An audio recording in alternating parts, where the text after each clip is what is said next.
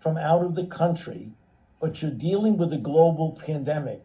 Why do you think that the countries that have to take care of themselves are going to put you before them? And understandably, they don't. So, one of the lessons is we've got to be much more self sufficient. That's for sure. So, that's, I think, one of the top lessons that we want to learn. The other thing is, again, one of the things that we were in discussion with Allison and her colleagues on our Tuesday evening discussions is that the infrastructure at the local public health area has almost been a victim of our own success. It was really strong decades ago when you needed it for the local care of tuberculosis and sexually transmitted diseases.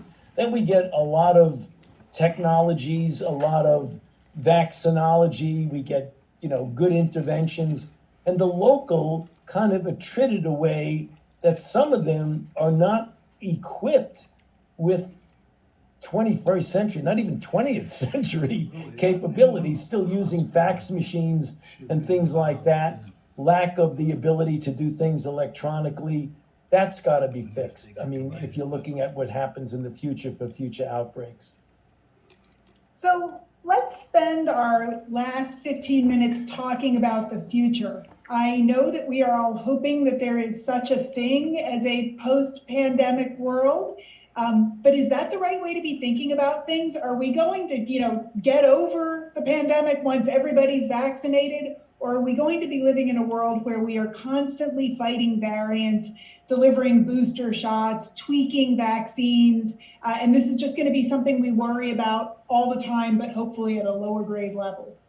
Okay, so this gets to what I mentioned to you a bit ago of being honest and humble. I don't know the answer to that question. I just don't.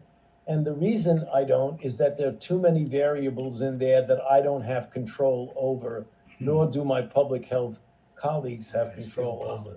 In a perfect world, you would get everybody or almost everybody vaccinated. I've estimated that the level of herd immunity for a virus with this degree of transmissibility and with the efficacy of vaccines being 95, 94%, that you would need maybe 70 to 85% of the population to either be vaccinated or to be having already been infected.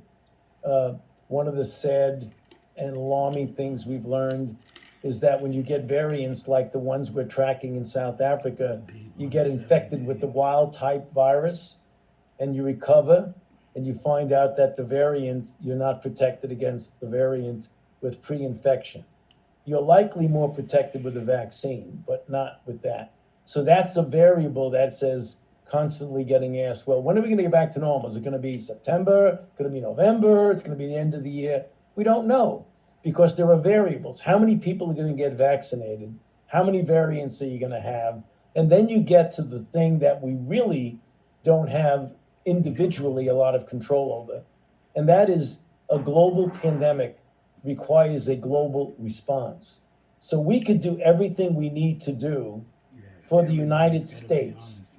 The European Union can do it for the European Union and the UK, but there will be parts of the world, unless we address the response as a global response, we could have variants coming back and forth, and just when you think you have everything under control, because there's a disease that's raging in Africa, in Asia, in South America, in the Caribbean, and then all of a sudden you wind up reseeding your population with a really troublesome variant. So that's the reason why I've already begun to talk about it.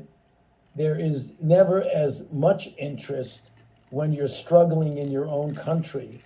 But once you start to get things under control, you realize how vulnerable you are for it to get out of control if you don't address this as a global pandemic.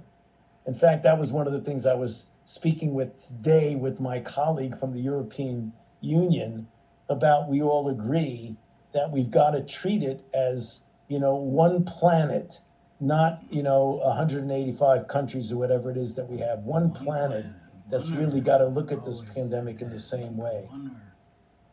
Well, that suggests the need for ongoing vigilance and proactive addressing of the variants by policymakers and public health officials. It also suggests ongoing caution and care at the individual level.